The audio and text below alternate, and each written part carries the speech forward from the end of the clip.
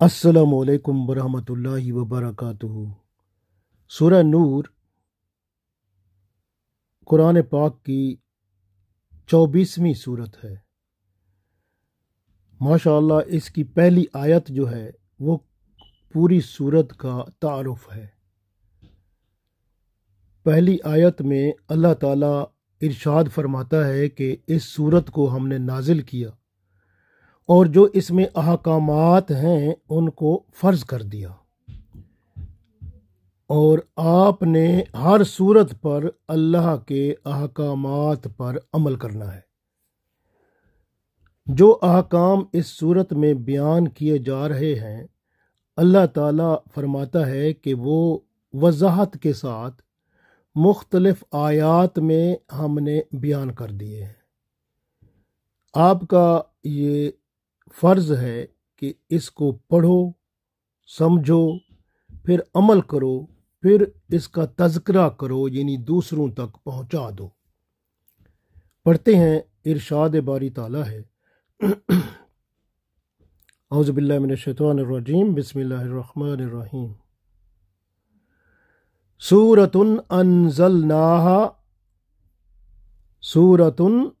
अंज़लनाहा व फरदनाहा व अंज़लना फ़ीहा आयतिन बय्यिनातिन लअल्लकुम तज़क्करून।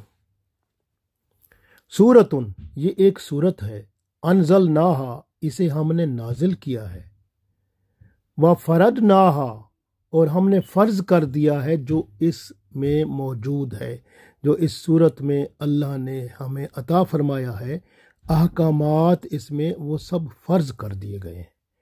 व अनज़लना, और हमने नाजिल किया, फ़ीहा, इसमें यानी इस सूरत में, आयतिम बय्यनात, जो आयतें बयान की हैं वो बय्यनात यानी वजाहत के साथ उनको बयान कर दिया गया है। लअल्लकुम तज़क्करून, ताकि तुम तज़किरा करो, उसका जिक्र करो, उसको दूसरों तक पहुँचाओ। तो गौर करें कि इस सूरत में अल्लाह ताला ने बहुत सारे अहकाम अता फरमाए हैं। हज़रत आयशा रज़ी अल्लाह ताला अन्हा फरमाती हैं कि जब आपने अपनी बेटी की शादी करनी है तो उसको जहेज़ में सूरह नूर का तोहफ़ा दें, यानी उसको सूरह नूर की आप तफसीर मुकम्मल तौर पर समझा दें तो उसका घर आबाद हो जाएगा, क्योंकि इसमें मियाँ बीवी के ताल्लुकात, जिनसी मामलात और ख़ास तौर पर घरेलू मामलात का आसान तरीके से बयान हुआ है। इसकी अगली आयत में जब हम दूसरी आयत में पढ़ेंगे तो उसमें गैर शादीशुदा, चाहे वो लड़का हो, लड़की हो, मर्द हो, औरत हो, गैर शादीशुदा जब कोई जिना करता है, बेहयाई फहाशी करता है, तो अल्लाह ताला के हुक्म से उसको 100 कोड़ों की सज़ा दी गई है, जो हम इसकी अगली आयत में पढ़ेंगे इंशाअल्लाह। और इसी सूरत में पाक दामन औरतों पर तोहमत लगाने वालों को भी कोड़ों की सज़ा का हुक्म मौजूद है, हत्ता कि ऐसे लोगों की जो तोहमत लगाने वाले होते हैं उनकी गवाही तक कबूल नहीं की जा सकती। गौर करें कि हज़रत आयशा रज़ी अल्लाह ताला अन्हा पर जो तोहमत लगाई गई, आप रज़ी अल्लाह ताला अन्हा के हक़ में अल्लाह ताला ने उनकी सफाई में कुरान पाक की आयात नाजिल फरमाई, वो भी हम पढ़ेंगे इंशाअल्लाह। बेहयाई फैलाने वालों के लिए दुनिया में दर्दनाक अजाब है और आखिरत में भी। आजकल बहुत लोग हैं जो बेहयाई और फहाशी को फैला रहे हैं। आप देखें कि बेहयाई फहाशी में जैसे LGBT है, इसको फैलाया जा रहा है। ख़ास तौर पर जो लेस्बियन है, यानी कि लेस्बियन औरतों ने तो अपनी मस्जिदें बना ली हैं, उसमें औरत इमाम होती है और عورتوں کی شادیاں بھی کراتی ہے، یعنی نکاح عورت کا عورت سے اس مسجد میں ہوتا ہے جو کہ انہوں نے لیسبین مسجد بنائی ہوئی ہے۔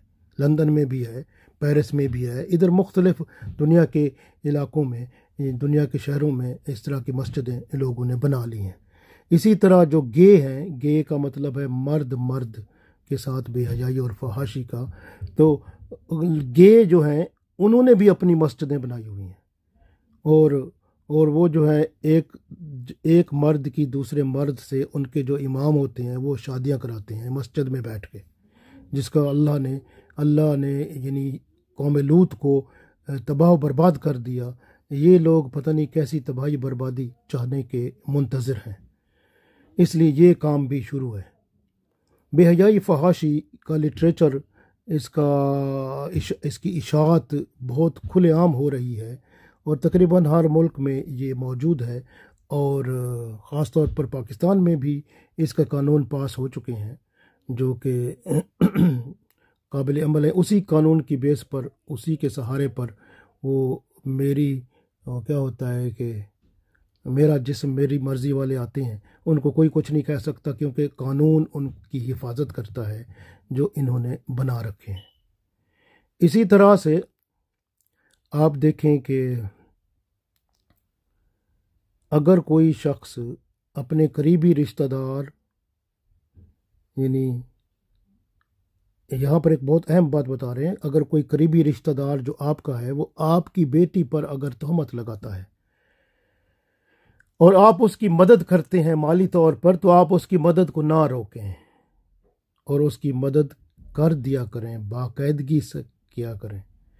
حضرت ابوبکر صدیق رضی اللہ تعالیٰ عنہ نے جب وہ مستہ تھا، وہ الزام لگانے والوں پہ، تہمت لگانے والوں کے ساتھ ہوا، تو حضرت ابوبکر صدیق رضی اللہ تعالیٰ عنہ نے ان کی امداد روک دی، جو مالی امداد کیا کرتے تھے۔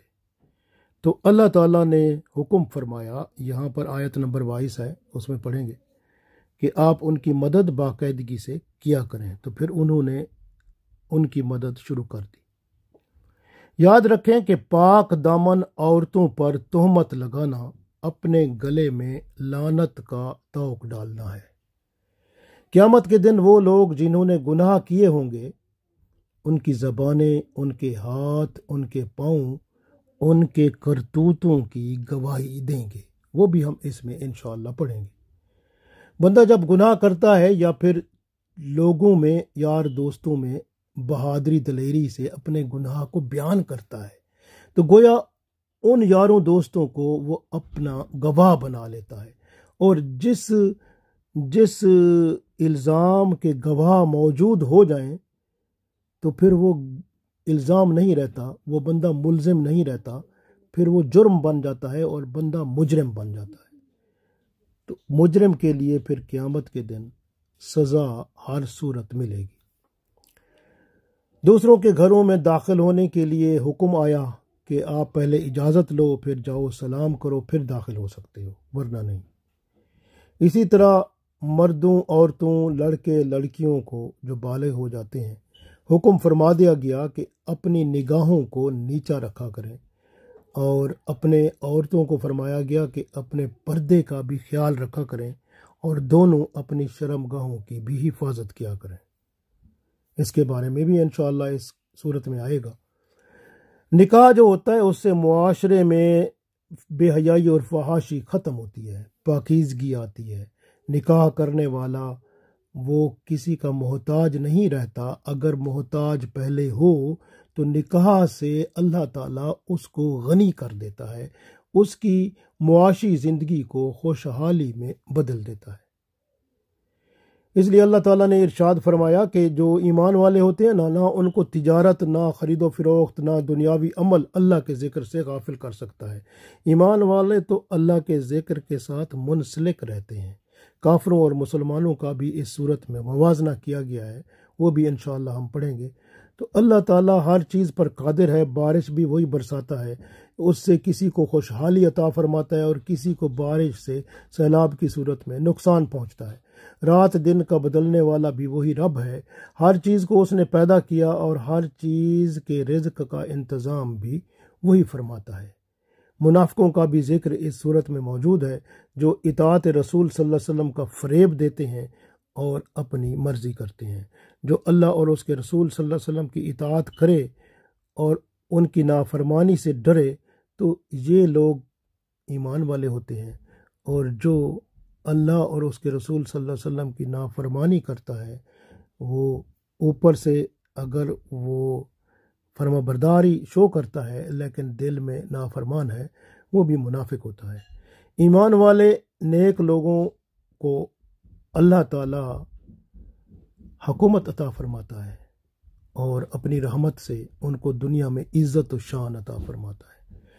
یہاں اس صورت میں گھر کے اندر کا ماحول جو ہے اس میں ارشاد فرمایا، جو لڑکے لڑکیاں بالغ ہو جاتے ہیں تو خاص طور پر اگر وہ اپنے ماں باپ کے کمرے میں جائیں تو حکم ہے کہ فجر سے پہلے اگر جائیں تو اجازت لے کے جائیں، اجازت لیں، اور ظہر کے وقت بھی اجازت لیں اور عشاء کے بعد بھی اجازت مانگ کر جائیں، کیونکہ یہ ہو سکتا ہے کہ گھر میں جو میاں بیوی ہوتے ہیں، یعنی کہ خاوند میاں بیوی جو ماں باپ جو ہیں وہ اپنے کمرے میں رہتے ہیں تو وہ کس حالت میں ہوں، اس لیے اللہ نے ارشاد فرما دیا کہ فجر سے پہلے آپ ان کے گھر میں جائیں، یعنی ان کے کمرے میں جائیں تو اجازت لے کے جائیں، اگر ظہر کے وقت بھی جائیں اجازت لے کے جائیں، اور اگر آپ عشاء کے بعد جائیں تب بھی اجازت مانگیں۔